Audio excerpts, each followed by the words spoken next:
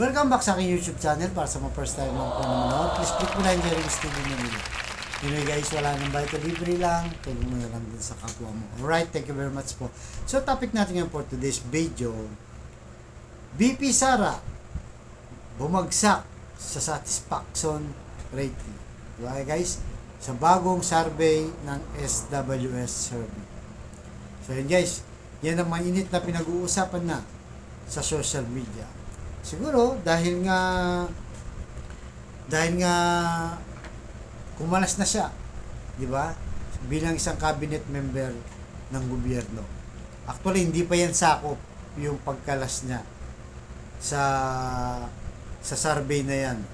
So kung mapansin natin guys, sa ngayon kasi itong si BP Sara ay talagang bumabatikos na sa kanyang pinanggalingan. 'Di ba? Na kung saan sana umasa ang taong bayan. 'Di ba? Kahit ako guys, hindi ko yung binoto itong si Pangulong Bongbong Marcos at si BP Sara dahil nga isko tayo, 'di ba? Pero siyempre nanalo na sila bilang presidente natin at vice president na napakaganda ng kanilang tandem at tumatak sa taong bayan yung unity o pagkakaisa. 'Di ba? Sana, 'di ba? Sana kung nagtulungan na lang sila para sa ating bayan.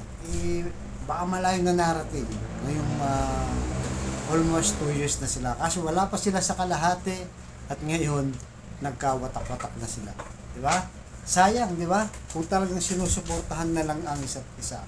At sa ngayon, lumalabas na nagiging kontrabida itong si Vice President Sara Duterte. So, kasi guys, ganito pagka ang mga leader natin, lalo na yan, unang yung Pangulo, tapos pangalawang Pangulo, di ba? Mga matataas na posisyon sa ating gobyerno, ay nag-aaway, tayo mga ordinaryong mga Pilipino, ang apektado dito, di ba? Kasi imbis na magtrabaho sila, nagbabangayan pa sila. Di ba?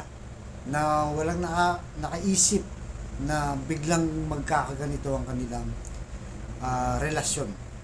'Di ba? Sayang, napakaganda pa naman sana yung kanilang nasimulan. Kasi yun nga ang napansin natin, dahil hindi nga talaga solid ang unity. At sabi nga ni Sara, 'di ba? Ang unity ay para lang manalo sila sa election. So inamin niya na wala talaga silang isang hangarin. Talagang may kanya-kanyang interest lang sila. Pero sana, 'di ba? Dahil nandyan na nga sila, tinuloy na lang na yung unity at sana makikinabang niya ang taong bayan. Pero ngayon, asahan natin guys, malayo pang 2028 election at papalapit na yung 2025 election, busy na yung mga politiko niyan. Lalo nang magkakainitan yan at mapapabayaan tayo mga ordinary mga Pilipino. So narito guys yung net satisfaction ratings ng SWS.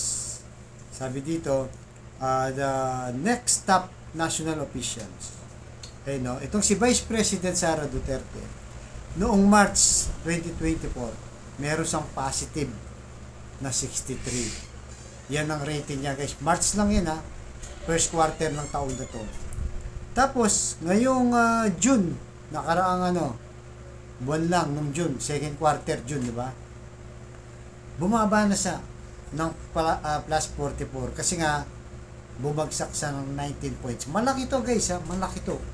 Ang kanyang kinabagsak. Siyempre, pagka ganyang nabawasan, bumagsak yung rating, kahit sabihin mong mataas pa siya, negative impact pa rin yan.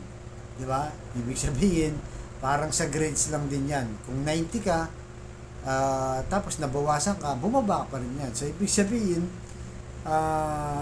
hindi maganda pa rin yun. Kahit sabihin mong mataas ka, pero pag bumaba ka, pangit pa rin yun. Mas mataas pa sa kanya itong si Chis Escudero, di ba? Senate President Chis Escudero. March, no data. Wala pa kasi siya, hindi pa sa Senate President, di ba?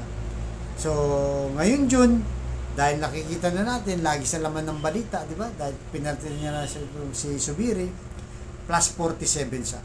Lamang pa siya ng 3 puntos dito kay BP Sara. At itong si Martin Romualdez guys, nung March, plus 13 siya, umangat ng 16, plus 29 siya. So magandang pakinggan pa rin at maganda pa rin ang resulta yan dahil pataas siya. Si Pangulong Bongbong wala dito pero ang alam natin plus 27 siya guys.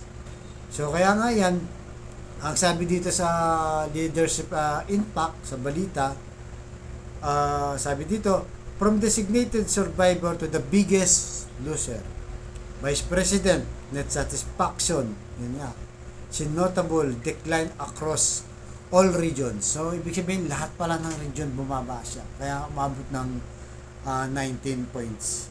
Sabi niya dito, yung SWS kasi kinandak guys nung June 23 to July. Yun pala yun. Duterte received 65% satisfaction rate and a 21% dissatisfaction rate. Kaya bumagsak siya sa plus 44, ibig sabihin 19 points nga. So, yun.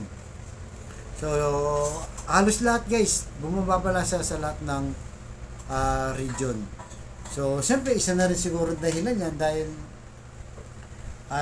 sa kakabatikos nga, di ba? Sa gobyerno pinanggalingan niya kay BBM.